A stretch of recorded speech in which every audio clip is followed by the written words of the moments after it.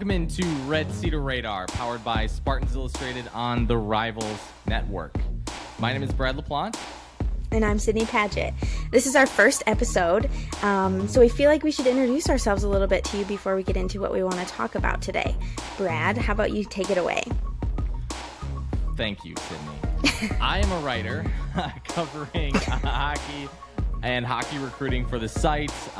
Do a bunch of other stuff with football and basketball as well, but mainly hockey and hockey recruiting. All right. How about you, Sydney?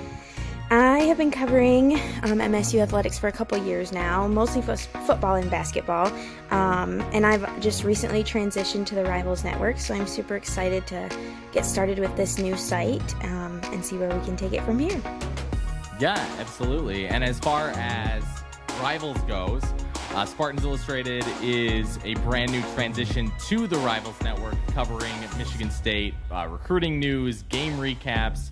All that and more can be found on Spartans Illustrated. If you would like the link, head to our show notes on YouTube, Spotify, or wherever the hell you decide to listen to this podcast. On Apple Podcasts. There's tons of sites. You would be surprised about how many sites there are that publish podcasts. So, anyway, with that said, Sydney, how are you doing? I'm doing pretty good. How are you? Doing good. For listeners and viewers who decide to listen or watch, we are recording actually much further in advance than we ever would record an episode. Since the launch of the site is on December 1st, we are recording this ahead of time on Sunday, November 27th. Michigan State football just had the season end the day before the recording, and Michigan State basketball just had a game finished up with Portland at the Phil Knight Invitational literally yesterday.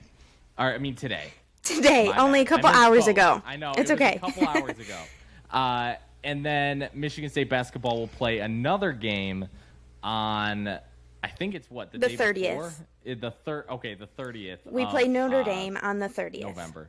Perfect. So that is exciting. So, so Michigan State basketball looks pretty good. We'll get into that. Obviously, football, we're going to dissect the football season. And then also on top of that, we have one of our staff writers who does a lot of film analysis, Chase Glasser. He will be on the show as well today. So very exciting stuff.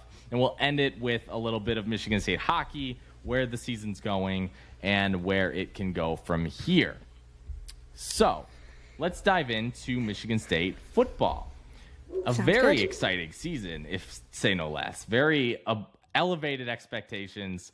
I am obviously being sarcastic. Very disappointing. Not very good.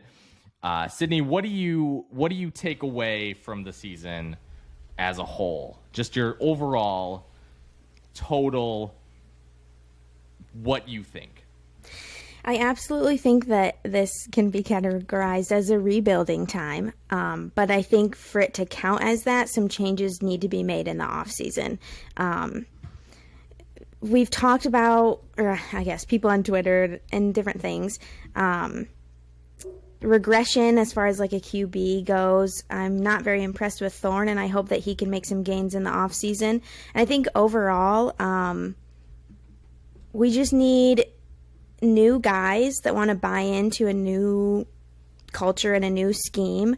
And it might take a little bit of some growing pains, which we felt this year. And I'm hoping that over the offseason, since we felt that, there's some things that can be put into motion for next season to make things better. And I don't know exactly how that's going to be done, but I'm hoping maybe some staff changes and some new guys coming in. What do you think? Yeah, finishing 5-7, obviously not good. I think the over-under for the season was about 7, so 7.5. So I think that was a fair line. I definitely did not anticipate taking the under there. Obviously, finishing 5-7 isn't good. No bowl game. I don't think this team deserved a bowl game, even if nobody wanted to see this 5-7 team in a bowl game. Right. So the only way for me to really dissect this is by sort of putting everything on a tier level. So let's start with the good. Okay, so Michigan State beat Illinois. That I thought was the best win. Right? Highlight of the season, The biggest, the tunnel gate, everything like that. Michigan State also has one of their best recruiting classes in recent memory, probably since 2016. I'll get into that in just a moment. But then, obviously, we'll get into the bad. So, Thorne, like you mentioned, little inconsistent. Regression, people have talked about. The offensive line hasn't been good. The defense has been bad. We'll get into the ugly now. That loss versus Indiana, terrible. Loss versus Michigan, I would have expected them to compete, not necessarily win, but definitely look just not even competitive. The coaching has been inconsistent at times, from Jay Johnson to Mel Tucker, all the way down. So, yeah, it's really hard to say that this thing was anything but a unmitigated disaster. Just a complete collapse all the way down. So, yeah, I don't know. It's just been a frustrating season to watch. Now, Sydney, I want to play a game with you. You okay with that? Okay, I'm absolutely okay. It's called the overreactions, because as we know, Twitter is the best place to just type shit out and say send. Obviously. So, I tried to put these into a list of what I've seen on Twitter and what people are saying, the general consensus from the fans. The first one is that Payton Thorne should be replaced as the starting QB. Do you agree with that? Do you think that's an overreaction or no? I think maybe it's an overreaction. And I think if there was someone better on the team, Noah Kim's name has been spread across Twitter like crazy. If there was someone better on the team that could have taken the starting spot, it would have happened already. You know, if Mel Tucker and the staff truly thought that a change could have been made with the guys that they had, and that they had lost faith in Payton Thorne, then they would have made the change when the train wreck was happening throughout the season.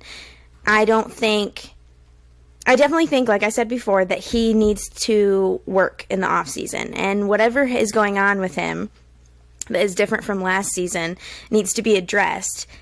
But I think if he can get back to the way that he was performing last season, he's our starting guy and he should stay our starting guy. What's your opinion on that? Yeah, I mean, it's hard. Like, I agree with what you said. I think the thing is it's like, once you move on from him, that's it. You can't go back. You can't turn around and say, whoops, sorry, because, you know, what are you going to do? If you put Noah Kim in there and then he's bad, what happens next? You know? I just think, like, the transfer portal is so easily used, and if we move on from him, he's going to go and find somewhere else where they're not going to move on from him. Right, and even if he stays, it's like, you know, you just...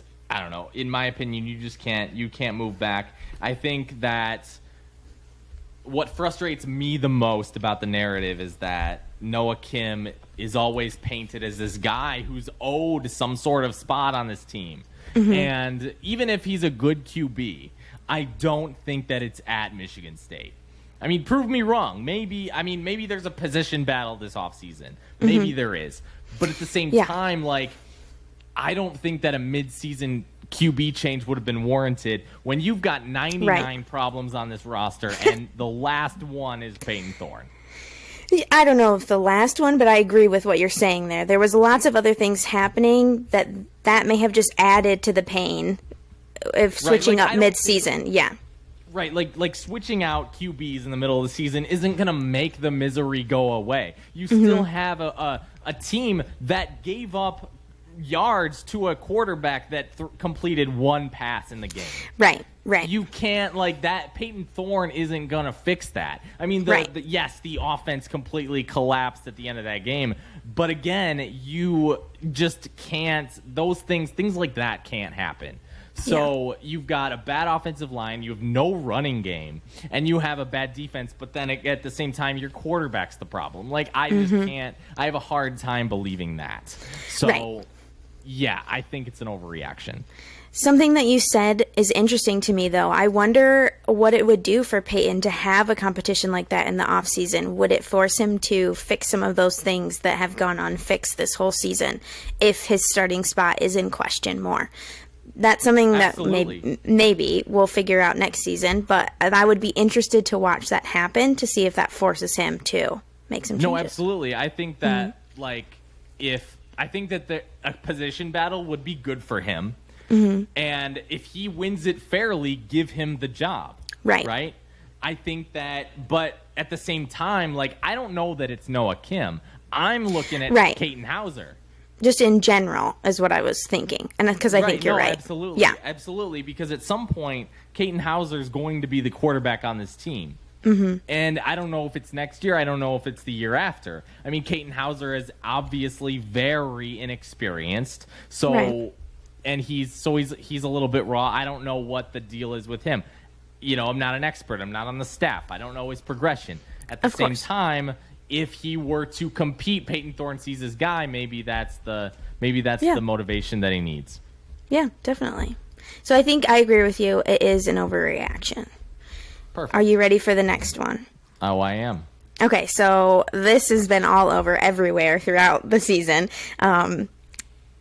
It's that Scotty Hazelton and Jay Johnson should be fired. What do you think? Is it an overreaction or not?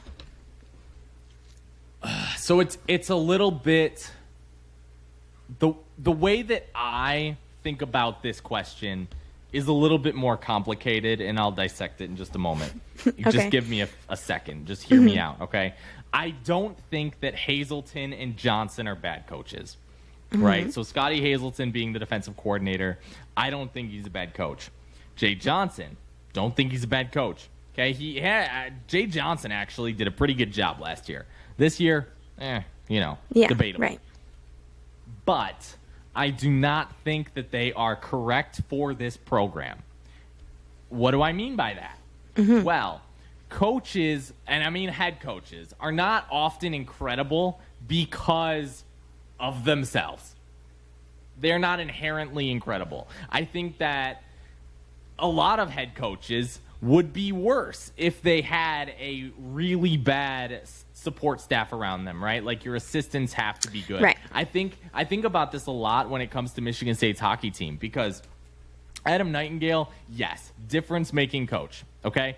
Do I think that this Michigan State team would be significantly worse without Jared DeMichael and Mike Towns?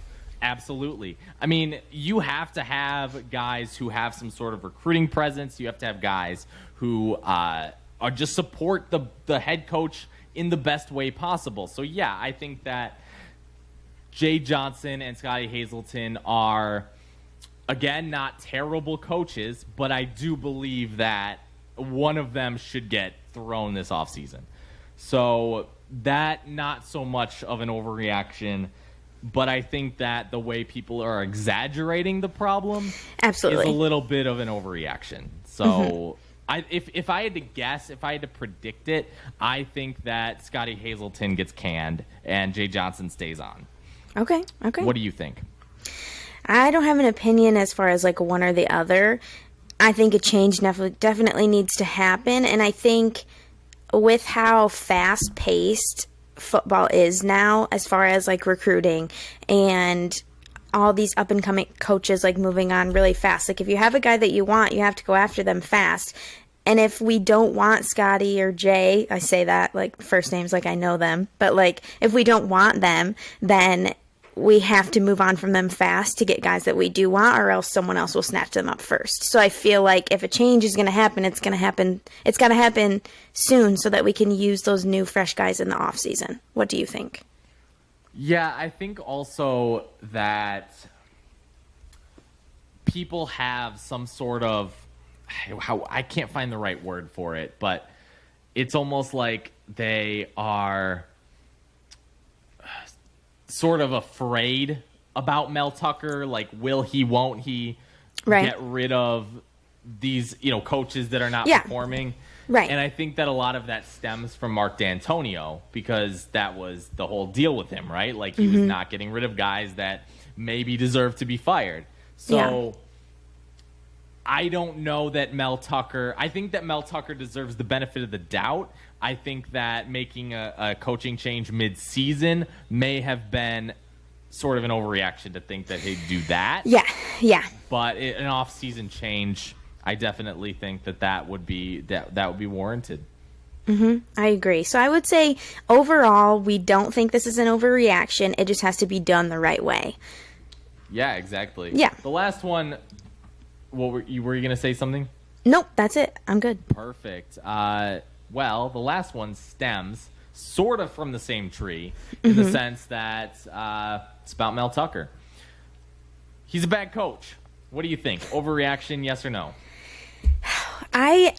My immediate answer is that's an overreaction, that he's not a bad coach. But something that I read on Twitter, and I'll just quote it straight up because I thought it was super interesting and it was some things that I hadn't thought of before. So a tweet from Spartan Wire, they said, Mel Tucker is great for recruiting, modernizing the MSU football brand, and is good overall Sunday through Friday.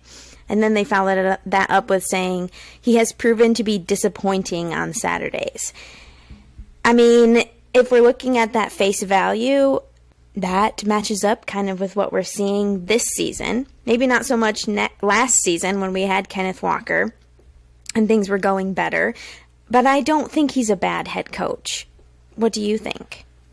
Yeah, it's hard to say. I think that we sort of saw two sides of the same coin between last season and this season. So in the first season, you saw a coach who was very competent at times and even more competent than Jim Harbaugh. Like, he outcoached Jim Harbaugh. That is what won that game, right? Yeah. Like, Michigan State did not beat Michigan because they were better. They beat Michigan because Mel Tucker was the better coach, right? So this season, you don't have Kenneth Walker. You don't have that sort of utilization. So I think that when you get a team that's better, I think that Mel Tucker can do better with better players. Yep, I agree. So, I guess that kind of goes into, would he be a good coach in the NFL? And this is sort of an aside, right? We don't know. We can't know right now.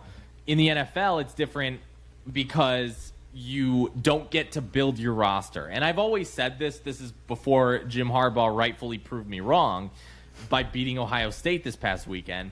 But I've always thought that Jim Harbaugh was a much worse college coach than he is an NFL coach, because he struggled with recruiting and he struggled with finding a quarterback and getting the best out of these college guys, whereas in the NFL, you don't get to pick your roster. Your roster is picked for you. You just have to do your best with what's there. And again, if Mel Tucker is given a roster and that roster is insufficient, I don't know that he would be good in that scenario. Whereas if you give him the chance to recruit and get better players, yeah. So that's, I guess, the side that I'm with, and I'll get into sort of where I'm giving him the benefit of the doubt, and then I'm going to go into where I'm seeing problems. Because I definitely think that this season took a lot of that faith away. Yeah, of course. Because 12 months ago, I was ecstatic. Yeah. I thought this team was incredible. And now you're seeing a team where they should have won at least 2 more games. Right. And I think that coaching and execution alone were the reasons for those. And yeah, Michigan State in the last 4 weeks of the season, they didn't even have pads on or were hitting because they couldn't risk anything. So I guess I just can't. It's much more complicated than what you see on the field, but at the same time, let's get into Indiana, for example. Indiana was a program loss, and I don't think that I will recover from that game until several months from now. because it wasn't even about the performance at the end. It wasn't about the kick. It wasn't about anything near the end of the game. I think that there is no reason why MSU should not have won that game, and coaching exclusively lost that game. So that's where I'm at. Like, you can't have games like that at the end of the game. Against Penn State, where Penn State scored that touchdown easy peasy, and they didn't score. They didn't call a timeout because they didn't have the right coverage on the field. I think that those are just things that are like very questionable to me. So while again in 2021 I saw a team that was very competent and could play very good football, now I'm seeing a team that looks very incompetent and isn't playing complementary football, and that, you are what your record says you are at the end of the day, right? Right. We could argue that a healthier Michigan State team would have won more games. At the end of the day, didn't happen. Doesn't matter because it didn't happen. Yeah. Exactly. So, I don't know. And kind of to follow up on that too, I know people are talking about, Mel Tucker's contract, stuff like that. I don't care if the guy's making a dime. I don't care if he's getting paid for free. I don't care if he's making half of his salary. You can't, sometimes like that, again, that game against Indiana just infuriates me. So you want to play well, I'll say nice things about you, but you give me a season like that, you just cannot have losses like Indiana and everything. So I don't know. That's my spiel. Where are you at, Sydney? I just say, like, I need to give him a little more time because there's going to be some growing pains, but there are also some things that have been inexcusable mistakes. Some of their time management at the end of games I've been unimpressed with, and like some things that don't really match up with growing pains to me. There are obviously, like I said, there's some things that I have to wait and see as he brings in his own players and works through that recruiting process. Some of those things will come, but some of those things, as far as like the coaching end, I expect those to be better than they are. I was at the Indiana game in the press box, and in the press conference afterwards, like, he is a very reflective coach, and he does go in depth about a lot of very specific things in the press conference. So it's not like he's not noticing. Obviously, he's noticing those things. But I would like to see a little bit more, I don't know how to say this other than like less talk about it and more change that's coming from it. Because I feel like he was saying a lot of the same things in his press conferences, like, that he's noticing that it's like just little things here and there that are piling up on them. Well, why isn't that being addressed from a coaching standpoint? What's missing there that's causing those little things? I know that it's some of the players aren't exactly who he wants out in those positions, but also, like, how can you as a coach use those guys and fix some of those mistakes? I don't know. Yeah, I just think absolutely right. Because the performance at the end of the day is what matters, right? And I think, like, here's how it is for me. Because I know that I said a bunch of bad things about Mel Tucker just now, but let's play devil advocate for a second, right? So at the same time, can you think back to Michigan? Okay, Michigan just lost. I think the score was 29-7. Fact check me, please. But anyway, score was like 29-7. And Michigan State lost that game. That was not a good game. I mentioned before that I'd like to see it more competitive. I did not think that Michigan State was going to win. They were depleted. There was nothing going for them, and it was just a really bad place to be, and Michigan's a really good team. Right. At the same time, then you had the tunnel gate, okay? Players go crazy. Allegations, whatever. Like, we can get into that another day. Follow up the next week by going into ranked Illinois and defeating them. That is a good win. That is a program win. Those are games I'd like to see. Right, of course. Because the players played hard. And I know that I don't like to say that because I don't think that that's a very good opinion of a team. Right? Like the Lions, for example, everyone's always like, they're playing hard. And I'm like, yeah, they're professional football players. I hope so. Yeah, Thank right. you know what I mean? Right. Like I understand that, but with Michigan State the week before, their entire whole deal was very depressed. Like, it was, they had been exhausted by all of these bad, rumors, like of Mel Tucker, having whether they were racist or whatever, with these, I don't know.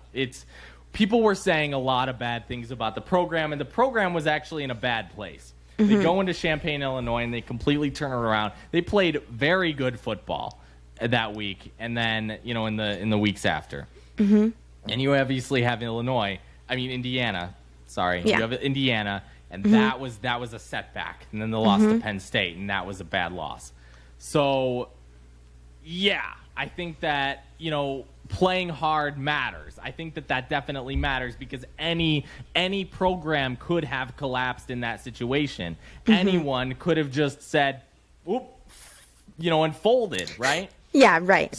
So, like Texas A&M not playing good this year. Baylor didn't have a good season this year. Miami completely lost trust in the whole thing that they're doing. So I think that there are other programs who have it a lot worse than Michigan State does, and I still think that Michigan State's quote-unquote trajectory is still in the right place. I just think that it's much more uncertain than it was 12 months ago. I think that I have lost the faith that I had 12 months ago.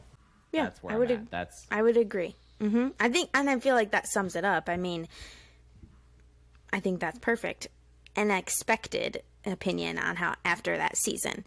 I don't think anyone's feeling chipper about Mel Tucker after that performance, and I feel like what he does next will define how what he does next will define if that's an overreaction or not.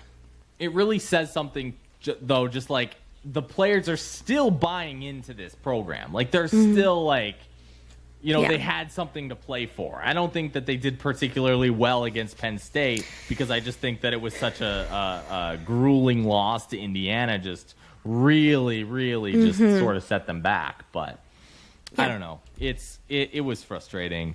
So now we're going to actually have on Chase Glasser, who is a film analyst on staff at Spartans Illustrated, covering Michigan State football. And he has also worked at SB Nation for The Only Colors, doing film analysis. Chase, welcome to the show. How are you? Oh, great. Happy to be here. Good to be here. Exciting season, right? Just kidding. Complete sarcasm, if you couldn't tell.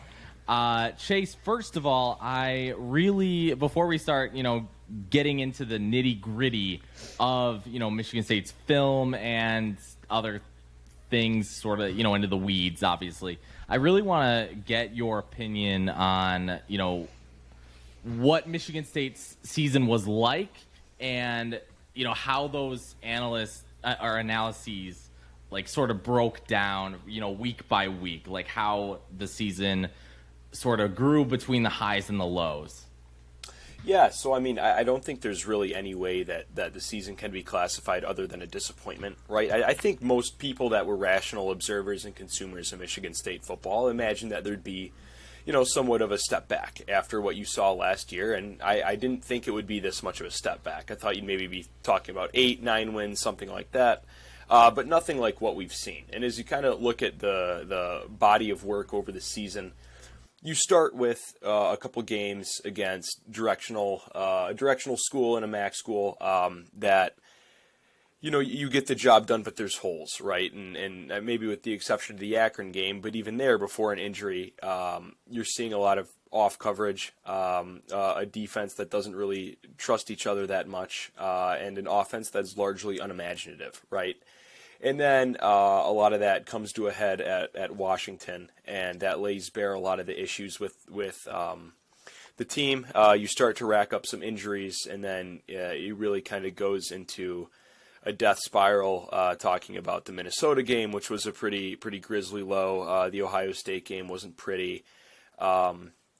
You beat a bad Wisconsin team, right, and kind of despite yourself when you look at how that game ended. But there were some good things to see there. I think about this time going into the bye week, defense gets a little bit more healthy. You see a little bit more creativity as far as disguising coverages, mixing coverages, things like that.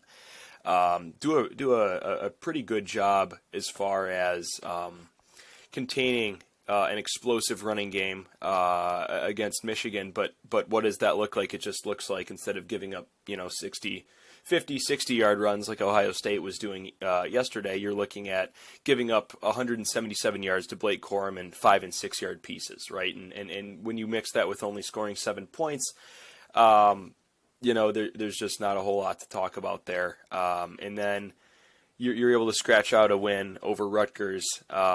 You're able to beat a solid Illinois team, and I think what was pretty much unquestionably the best win of the season. And then just a grisly loss to Indiana, and then you end the season just with really kind of a whimper yesterday. It's ugly, and there's a lot of questions going forward, and it's not going to be a pleasant offseason. So we know that Michigan State lacked depth, right? We knew obviously last year, the defense wasn't good, even with the 11-2, one season, 11-1, right? Even with that Peach Bowl winning season, it still wasn't, there wasn't a ton to like about the defense.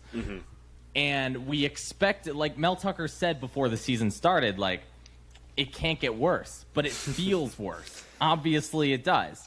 So we know that Michigan State lacks depth, but when you observe them, do you think that this is mainly to do with coaching or a talent-related issue?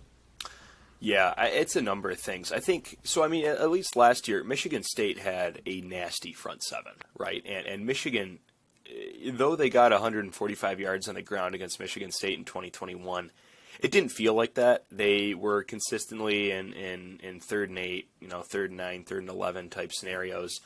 And you had a strong run defense. I think Jacob Slade, I said it, I think in the preseason, I think he's the pound-for-pound best defensive tackle in the Big Ten. And I think that's still true. So you lose him, I think, in the first game, right? You lose your a very rangy linebacker who's excellent in coverage in Darius Snow for this season. And then, you lose Xavier Henderson for large parts of the season. Right there, you're talking about in your first 2 games, you've lost probably your best player at every level of the defense. That doesn't help, right? And you could see when Henderson and Slade were back healthy on the field, the defense looked a lot better. And there's also an element of trust there in that they've both been with the defense for 3 years. I don't think it's an accident that when they come back, and specifically when Henderson comes back with what he does from a communication aspect, you start to see more split coverages. You start, like a cover 5. You start to see more disguise coverages. You start to see them, trusting. Hazelton starts to trust his guys to play more man defense because you can afford to do that when you can get a pass rush, right? And you have that, and the defense looks better, but at the end of the day, it's still not good. And I think at the end of the day, Mel Tucker's been pretty unambiguous about wanting to win championships. And on each side of the ball, I don't think you can say that you have a championship level coordinator. Hazelton is better. He is a better coach. I've watched a few of his clinics and consumed some of the media that he and his camp have put out. I think he's a better coach than the defense has shown. But ultimately, you are what your record says you are. I think if it's kind of interesting. For about the first half of the season, the narrative is that, well, the offense is fine, but we need a new defensive coordinator.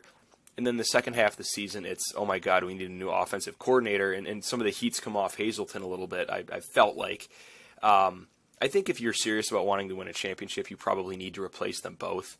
But sticking purely on the defensive side of the ball, I think there is a coaching issue there. I think the best defense that Hazelton had finished about 40th, and that was a year at Kansas State.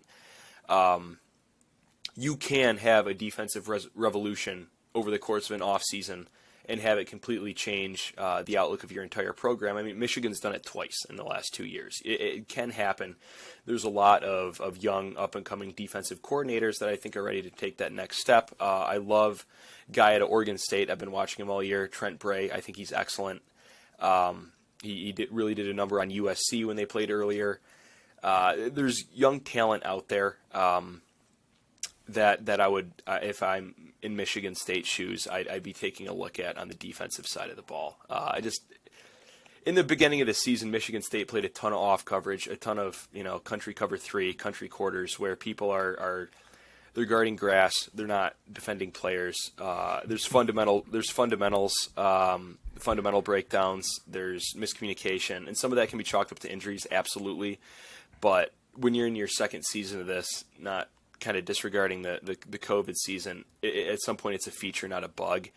And at that point, I'd be ready to move on from Scotty Hazelton.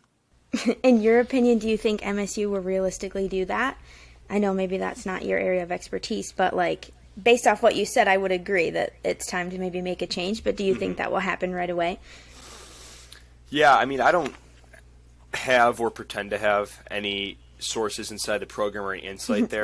Right. But there's no secret that it's a problem. I think kind of the fear is that for a lot of the reasons that people say, hey, people are talking a lot about Mel Tucker, guy needs some more time. You could just as easily apply that rationale to the assistant coaches. I would not personally do that. I would move on from both of them. But I think just my gut is that you will see a coordinator change this offseason, but probably not both. Okay. That's just my gut. It's not based on anything whatsoever. But I think the hope would be that you bring in someone who's young, who has recruiting chops, and who also has, even if it's not necessarily an innovative scheme, a scheme that's going to work. Yeah, I was saying that earlier too, like how, I mean, I want one to leave, at least one. I think that's always been my opinion ever since the middle of the season. I mean, I don't know. It at some point it gets so infuriating, and I think that nothing was more infuriating than, as you mentioned, that Grizzly loss to Indiana. Yeah. Can you dissect like what went wrong? I mean, how do they blow a lead like that? I believe at the time that I was watching the game, well, at the time that the game was going on, I was actually covering a Michigan State hockey game. So Right. I didn't actually get to see the crushing loss. Instead, I get to see, this team just basically, fall flat. Because I was like, they're up, 24-7. I'm like, that's great. And what happened? Like, in your eyes, what happened there?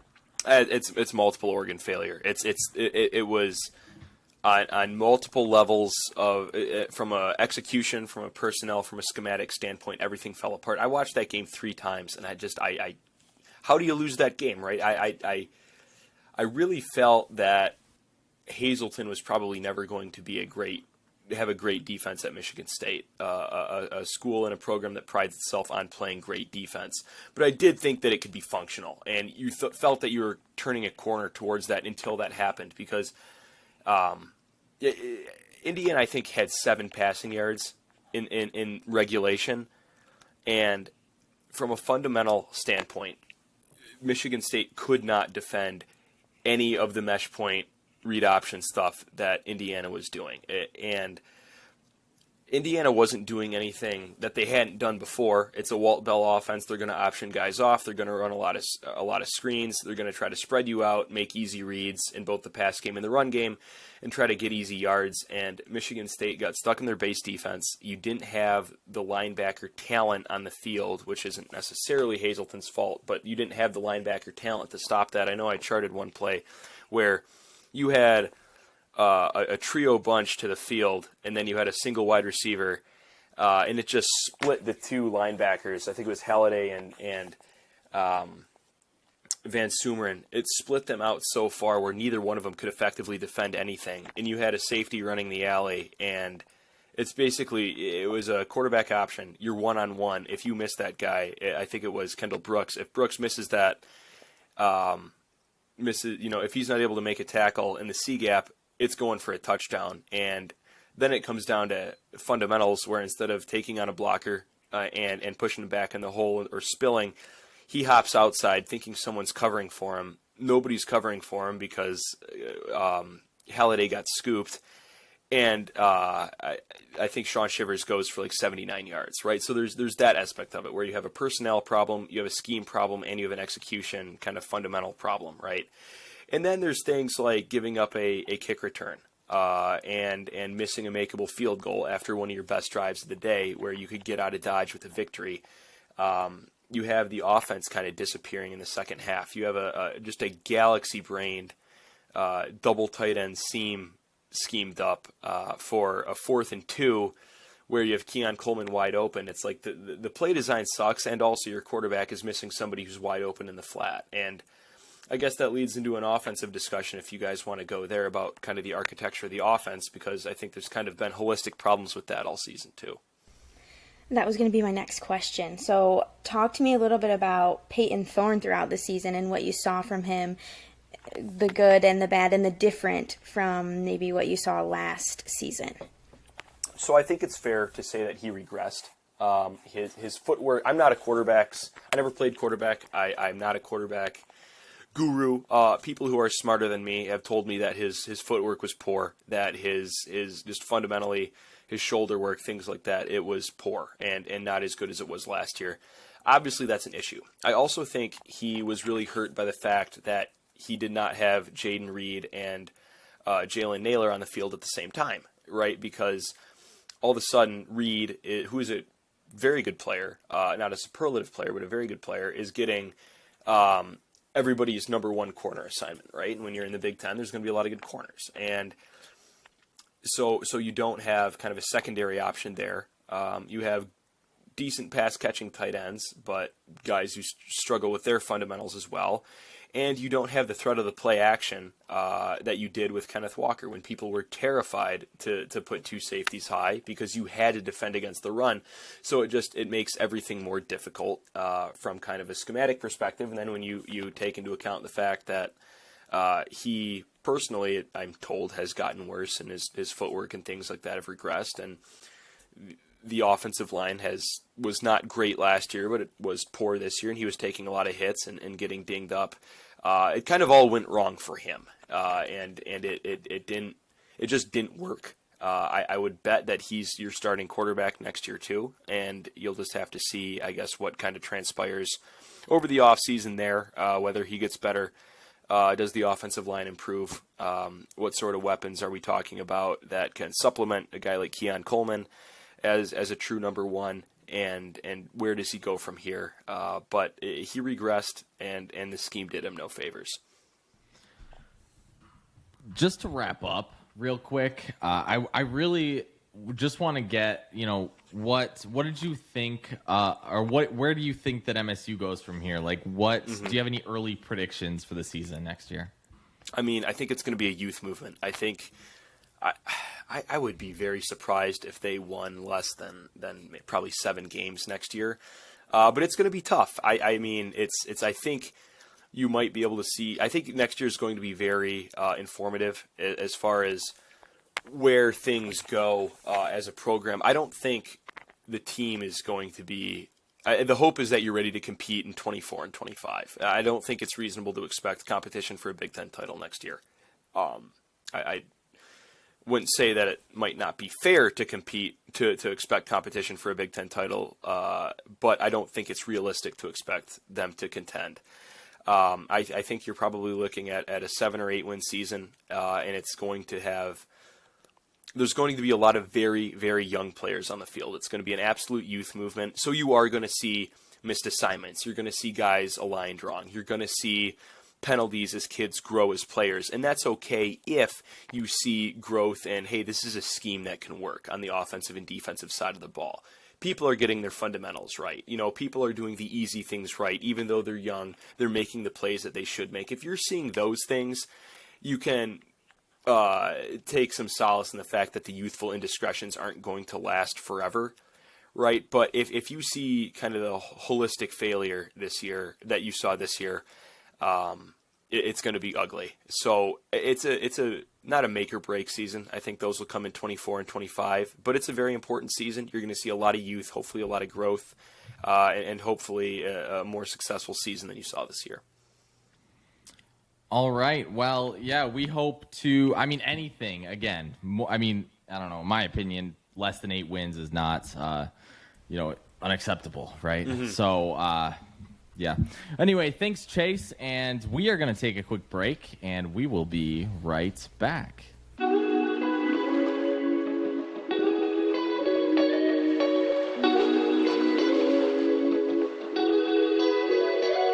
Today's episode is sponsored by Nudge Printing, owned and operated by 2 Michigan State alums, Gabe and Brittany. Nudge prints all their apparel in mid-Michigan. In addition to being licensed by Michigan State, they also have collegiate licenses for several universities, including Central Michigan, Eastern Michigan, Western Michigan, and many more. Nudge sells polos, hoodies, jackets, car decals, t-shirts, you name it. They even have a decal for cornhole boards. So, Sydney, which Nudge shirt are you wearing today?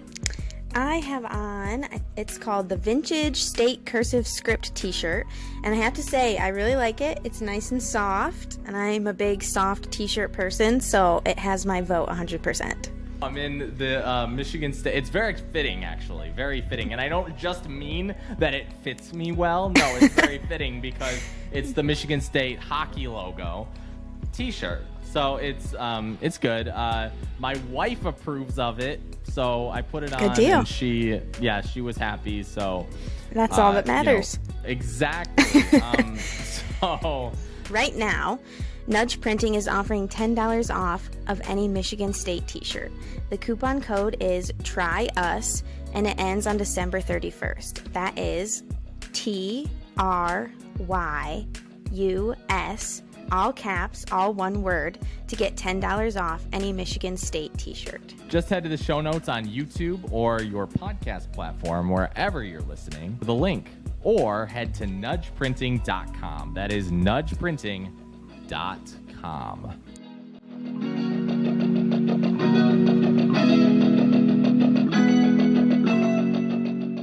All right, so transitioning over to basketball now.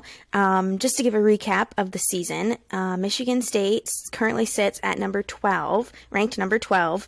And so far, they have a win over Northern Arizona, their 1-point loss to Gonzaga, an impressive win over Kentucky, a win at home over Villanova, a recent loss to Alabama, followed up with a win over Oregon and a win over, just a couple hours ago, a veteran team in Portland. I just want to recap again. We're recording this before the Spartans take on Notre Dame on November 30th, so the analysis of that game will be probably included in our next episode. Absolutely. And so will the rankings, too. I did want to mention that caveat as well. That's true. Because obviously Michigan State things will change. Might not be ranked number 12 by the time this comes out. Yep, good point. Very good point. So to get this conversation started, just as a general question, what do you think of the season so far, Brad? I think it's good. I think that it is a lot of positives. Like I think that based on last season, I was very, very, very, very, very, very, very, very cautious to be optimistic, right?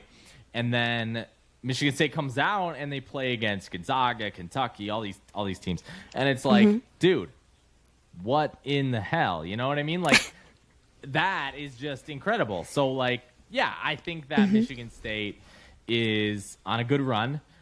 Obviously disappointing loss to Alabama, but again, they're sort of hurt. So I think that there's sort of caveats there. So I think that all in all, Michigan State's in a good place to be. It could be worse. It could be a lot worse, especially since it's so early and a lot of these college basketball games do not matter so much at the beginning of the season rather than the end.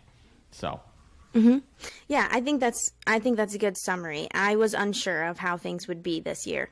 And you touched on Alabama, and I think that's a good place to start. So MSU is playing in the Phil Knight Invitational, and kind of right before that Alabama game, starts, it's released that Hall is not going to be competing, and he's wearing a walking boot on the sidelines, along with Akins, who has been having some questionable things go on with his foot as of recently in the beginning of the season. So things are kind of scrambled for that game, and guys are having to step up that haven't had to as much this season so far. I kind of want to break that down a little bit because I think there's a lot that has gone into the Phil Knight Invitational that needs to be discussed. And it's bringing up some different things about this team that I hadn't realized yet. So the first thing that I wanted to talk about was kind of, are Hall and Akins truly like the glue that holds this team together? Or is it that the team was just completely unprepared? I know that Hall and Akins are huge leaders, but why weren't like Hogard, Hauser, and Walker ready to step up more in that Alabama game? What do you think happened there? What's your opinion? I don't think that it's so much that Michigan State was unprepared. I think that, and I know this specifically because, I spend my time watching a lot of hockey, right? Once you have players that are on the ice who aren't necessarily accustomed to playing with one another, you're not going to get the same product on the ice. I think that the same thing can be said about basketball, where if you, especially in college, where you have a lot of guys who are at very different talent levels, very different experience levels, right? Like, I mean, the best thing that came out of that Alabama game really is that you have freshmen that are getting experience. Yes. That is the best thing. I mean, even if the fourth place finish is not, was it fifth or fourth place? Fifth place? Yeah, fifth place. Fifth place. Even if the fifth place finish in the Phil Knight Invitational is not necessarily the best that could have come from it, you still have freshmen who are getting experience out of this. Like Carson Cooper from Alabama to playing Portland, drastic improvement.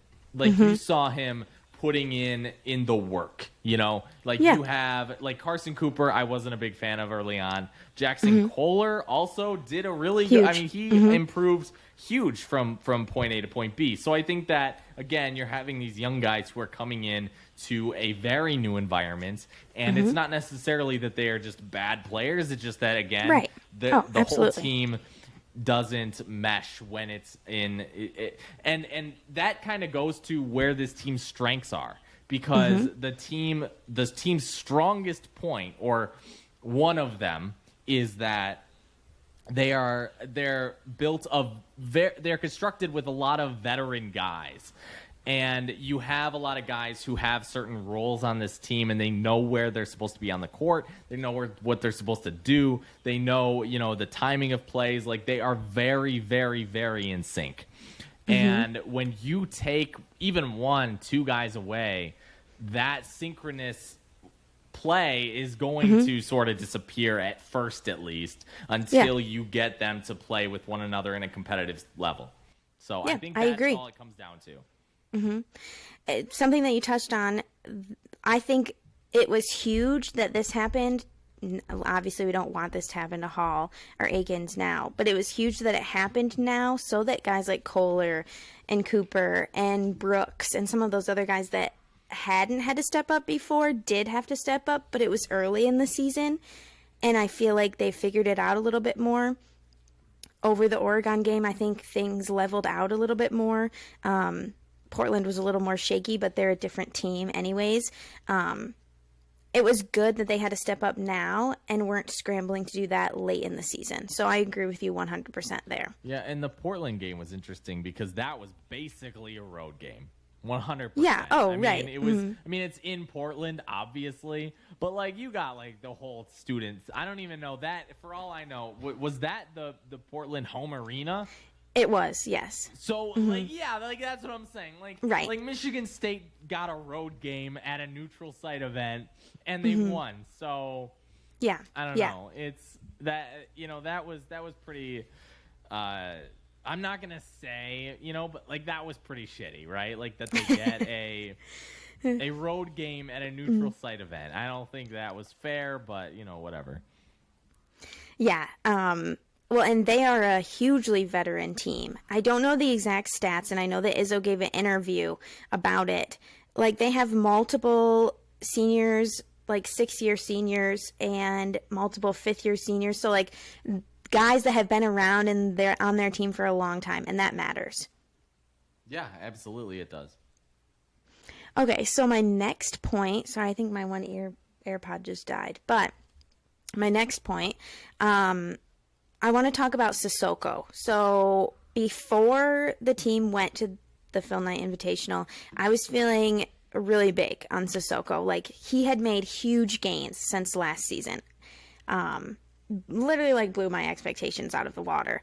And I think you feel similarly about that. Correct me if I'm wrong about Sissoko. Absolutely. But what did you see during these last 3 games? I felt like he was absent more than he should have been. Did you notice anything, or what do you think? It's hard to say. I don't know. Like, and I'm not going to pretend like I'm a basketball expert. Like, you are definitely much more versed in this sort of thing than I am. I mean, if you just look at the stat line, sure, Yeah, right. I don't think that Sissoko right now, I don't know that we're seeing inconsistency from him. I think that's what would worry me the most. I think that, like, having him in foul trouble that's not ideal. I think that Sissoko is a good player. I think that he's come in clutch when he's needed to.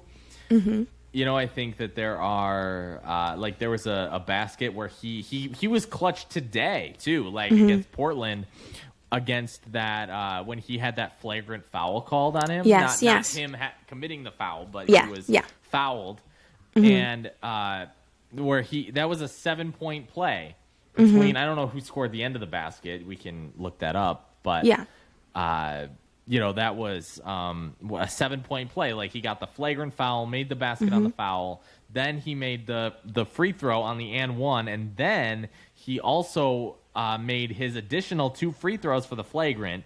Then Michigan State scored on that possession. That's 7 points in one sequence. That was incredible. So, I don't know.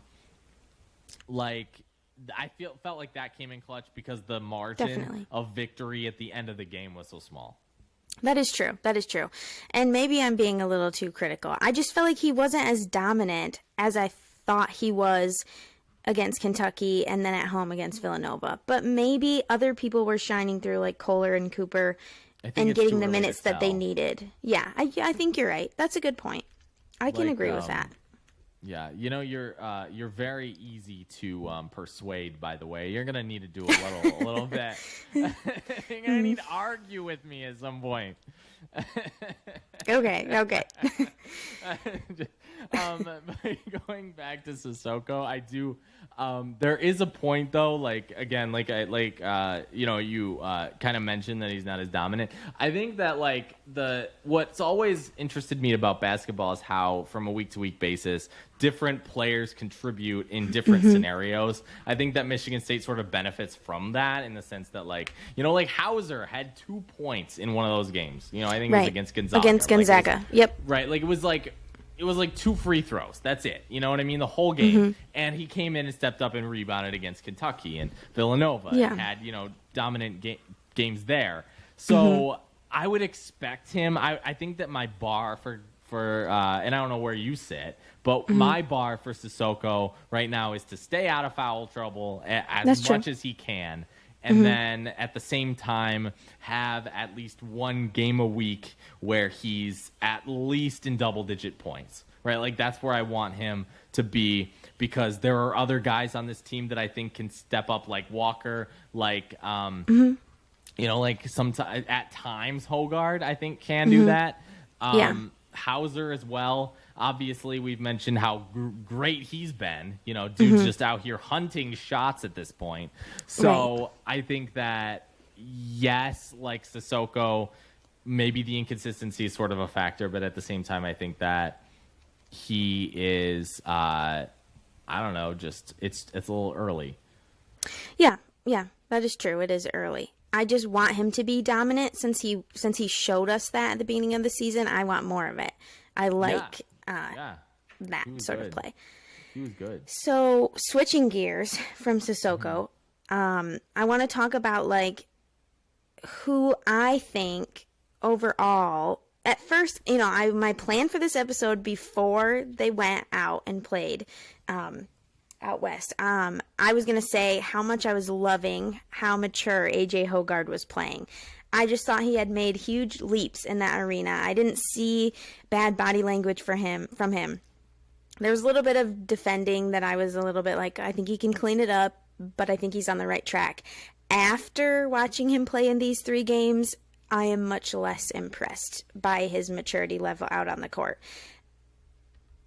Overall, like, his bad body language ruins it for me.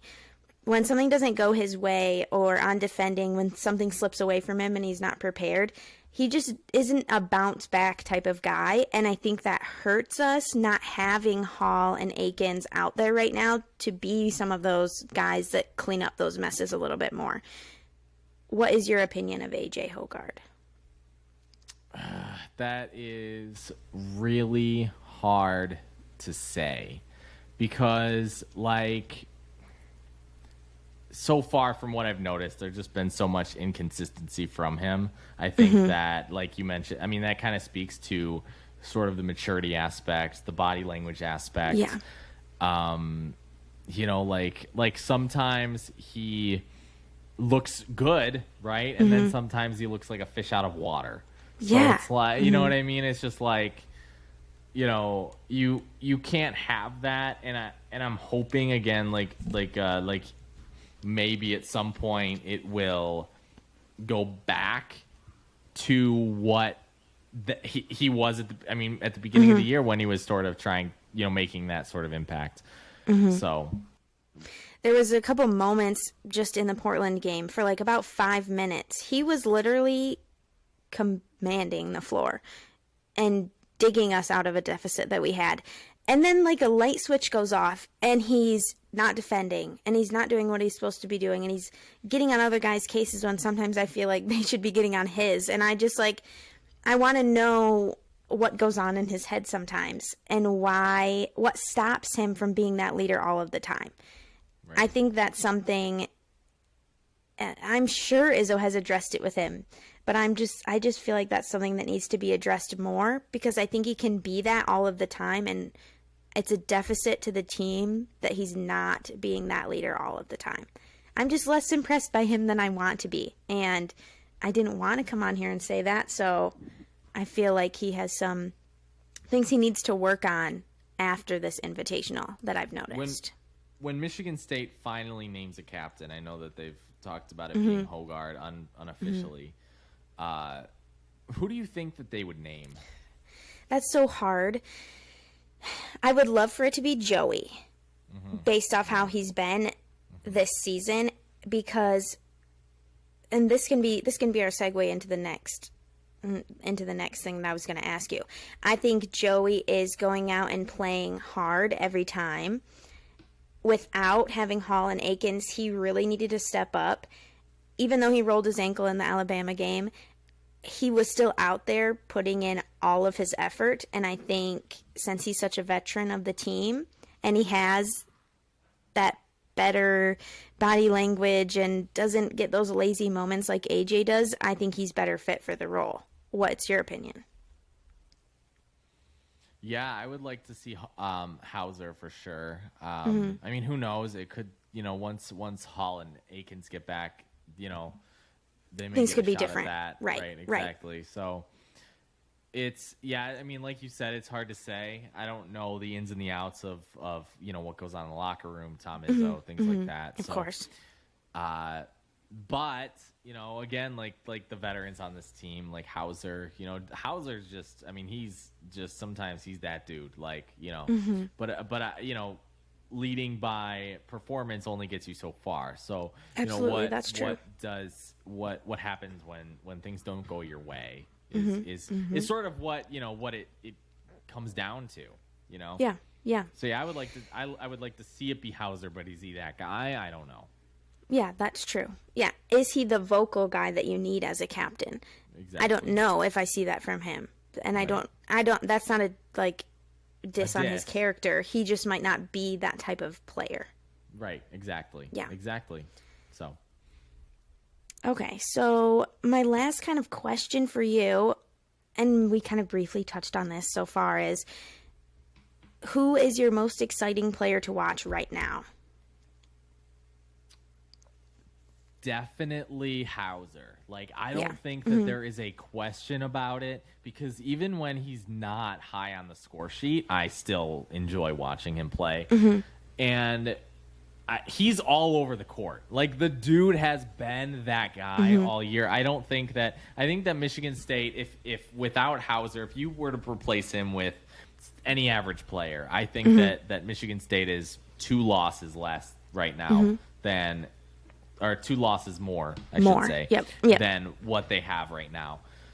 Hauser's he's all over the court. The dude, you always see him. I mean, whether he's making plays, on the rebounding, if, he was dunking, he's passing, the dude's just all over the place. So he's hunting shots, like I said. Like, the dude is hunting shots, and teams know this, right? Like, they are covering him all the time, never letting him get open.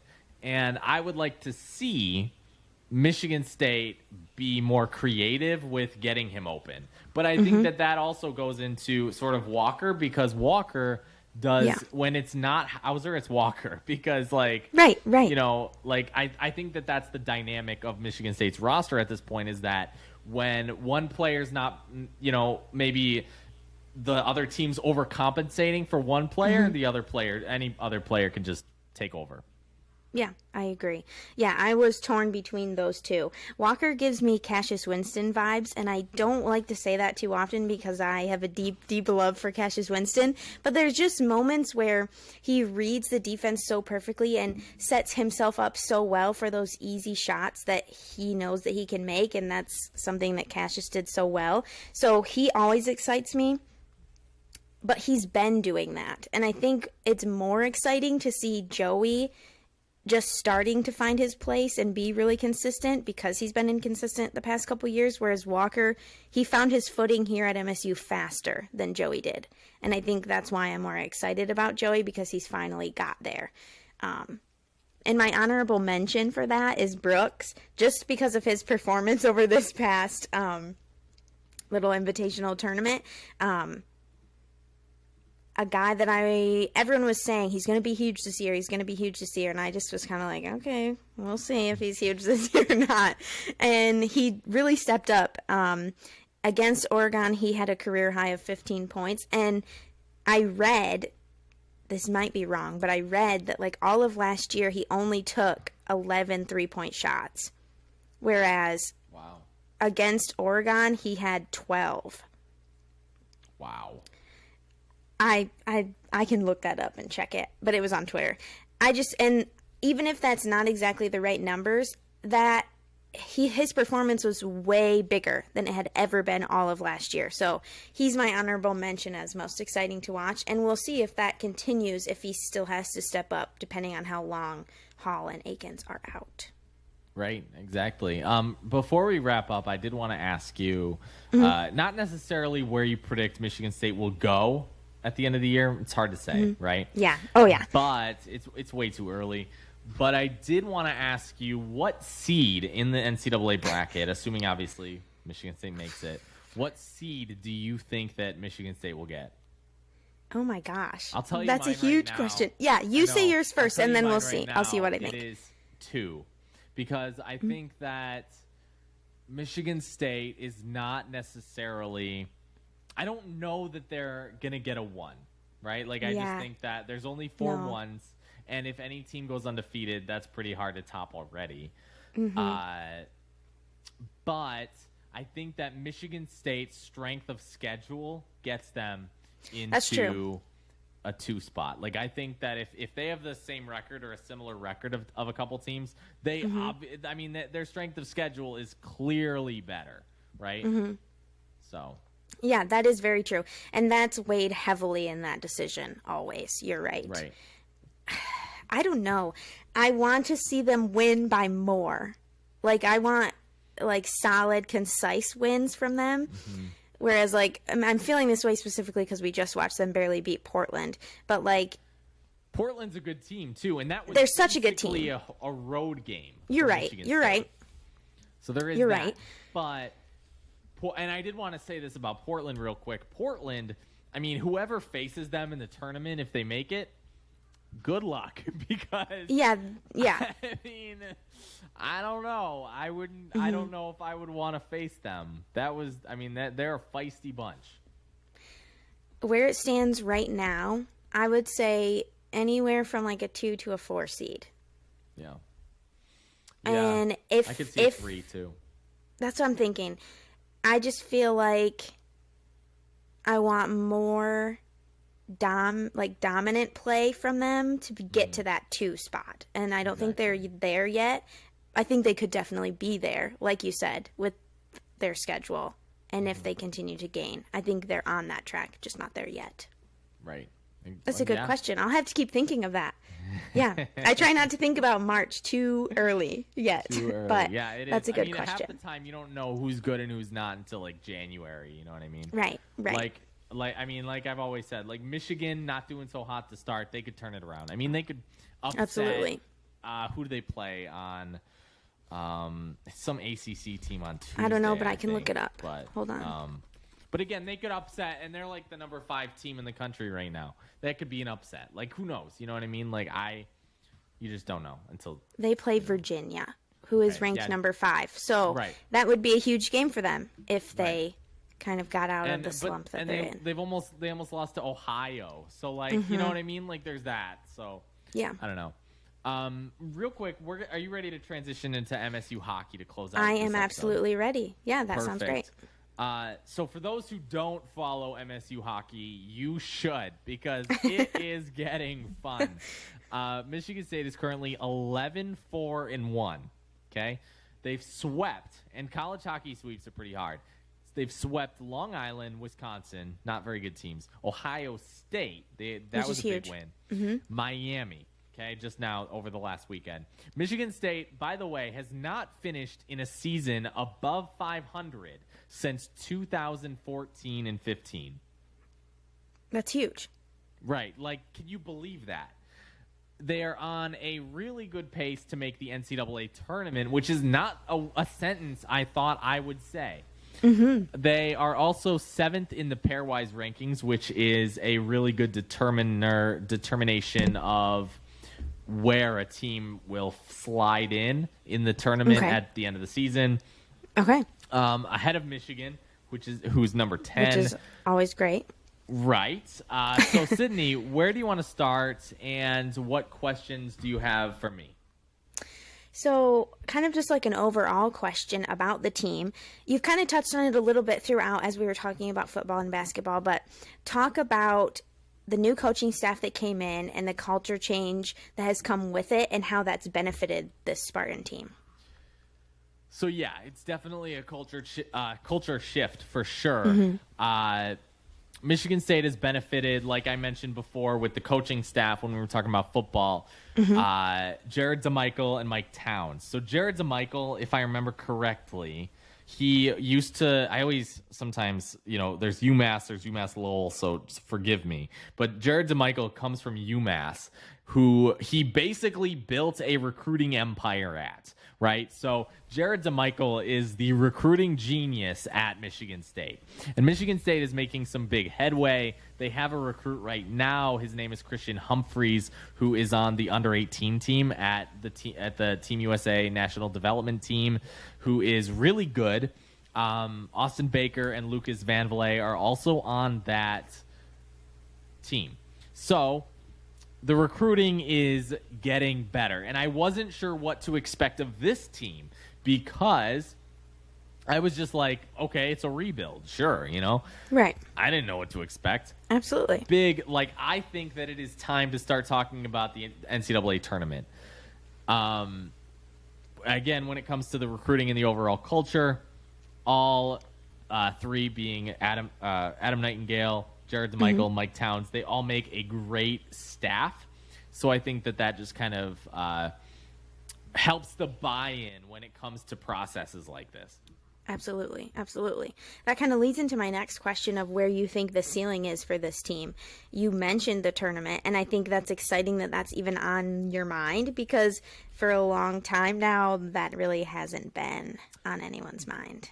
So I don't know how much people know about college hockey, but the NCAA tournament in hockey, vastly different from basketball. Right. 64 teams make the basketball tournament. There are 71 teams or something like that, 73 teams in college hockey Division I. So you can't have 64 teams. Yeah, that would be That's insane. Not, Right, exactly. And so there's 16 teams that make the tournament. It is... I guess it's like, it is, yes, very, like, the way I think about it is that there are like 10, maybe 5 to 10 good teams, and then the rest of them are like maybe a little, like they're getting there, they're like above average, and then anything below like 20 is usually what I would consider average, you know, and then from like 20 to like maybe 40, 50-ish, you know? That's, I guess, where the range is, whereas, like, with college football, there's definitely much more of a breakdown, a concise breakdown among the teams in the sort of conference. So the fact that Michigan State is right now in the pairwise number 10 actually speaks volumes, because, again, they've had a pretty, not intense schedule, but it's been pretty rough. Going into the tournament, yes, it is very interesting to talk about or think about. I think that it would be more impressive if Michigan State won the Big Ten. That is sort of what would be impressive, just because Minnesota, Michigan, such a deep Big Ten. I don't even know. Maybe because the way the Big Ten tournament is set up is that the first round is every team makes it. There's 7 teams, and the first round, you have a best of 3 tournament. So you have to win 2 games. What that does is that prevents a terrible team from beating a really good team. Basically, they want to ensure that the team that wins the first round is actually good, and the top seed actually receives a bye week. So then the second and third rounds are single elimination. And so again, like I said, like, because it's that best of 3, part of me is still a little nervous about the Big Ten tournament, because I still believe that maybe Michigan State is ranked 2 or 3 and they still lose in that first round. Yeah, right. You see what I'm saying? So, like, that is still on the tip of my mind. Whoever gets number 2 is going to play Wisconsin. That's an easy victory. But as far as, like, if they're 3 or 4, that is a little bit shaky. So, I don't know what to expect from Michigan State's season as far as the Big Ten tournament goes, but getting into the NCAA tournament, I think that is sort of the ceiling right now for Michigan State. I think that, again, like I said, a Big Ten tournament win would be, even getting to the championship game would be more impressive than actually just making the NCAA tournament. Yeah. Well, I feel like just exciting things to come in general. Then leading into the next thing, you've done a perfect job of segueing to all of my questions. Who do they play next, and what are your expectations? So in 2 weeks, so they only have 2 more games left before winter break. So they have December 2nd and 3rd, they play Minnesota, and then the weekend after they play Michigan, and then they don't play again until the end of December when they play the Great Lakes Invitational. So Minnesota and Michigan, obviously really good, like huge, the antithesis of hockey programs. Yeah, right. Like, you can't define college hockey without mentioning those teams, the top 5. And I think that getting a split from those would be the best. Like, in college hockey, you play 2 games all the time, right? Like, you play one on Friday, one on Saturday, or whenever you play. The bar to set right now would be a split in both. I think that a sweep is too unrealistic to expect. And I think that if they were swept themselves, that would be a disappointment. So, getting swept against Michigan, I would expect more, but I definitely think that they could beat Minnesota in at least one of those games. Both are at home against Minnesota, so that is to their advantage. That's good, yeah. If they won the game, because it's in state, Michigan, the Michigan State series is a home and home. So they play Michigan, I believe, on the road, and then they play they play at Michigan State. I don't know. It might be the other way around. But either way, if they won their home game and lost the road game, I wouldn't be surprised. Yeah, well, I feel like those are exciting things, and that will tell you a little bit more, since they have those teams back-to-back, about where you think they're going to head next, because those are such big games. So far, Michigan State has passed every single challenge, or at least almost all of them. Really, the only disappointing series this season so far was Notre Dame. And then at that time, they lost 5-0, and then the next game they fought hard to a 1-1 tie. So I think that they rebounded from that first 5-0 loss, and then they rebounded to tie in the next game. Obviously, a win would have been nice, but just to not take the loss in the second game was impressive. So yeah, a big improvement. I think that it shows this team's resilience, and sort of to go with that football brand, like the resilience of nature of the team is impressive. So yeah, absolutely. And they've passed nearly every challenge so far. So the next challenge is Minnesota and Michigan, and we'll see where they end up. Yeah, I'm excited to find out. Anything else you want to add about hockey? Absolutely not. No. Dylan St. Cyr just had a shutout, so he's pretty good. Michigan State has a goalie. That's good. They've always had that is good. But I feel like that's important. I guess so. Yeah, they've been. If you come out to a game, you will probably not be disappointed. All right. I feel like we've touched on a lot, and we have a lot for our listeners to go through here.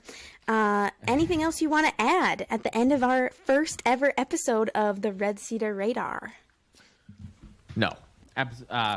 Not necessarily. Again, like I said, we just launched Spartans Illustrated, part of the Rivals Network, covering recruiting, anything from recruiting to God knows what. Basketball recruiting, football recruiting, game recaps, film analysis, obviously from Chase, so you can subscribe to see that. The hockey stuff, I actually have an article in the works about a hockey commit, so that's pretty exciting. And who knows? We're gonna get some other stuff too. This podcast will also be very all encompassing. We haven't really mentioned that yet this in this episode. But if Michigan State soccer is doing well, maybe we'll have on Jeff Hostler, the head coach. It's too late to have him on now because the season's already over. But just stuff like that. If Michigan State baseball somehow makes a run, why not have him on? Who knows? So, yeah. Who knows? Exactly. Club water polo. Right. They made a run before. Sorry. You can follow us on Twitter, Spartan Rivals. Well, thanks for listening to our first episode, and we'll be back next week with more.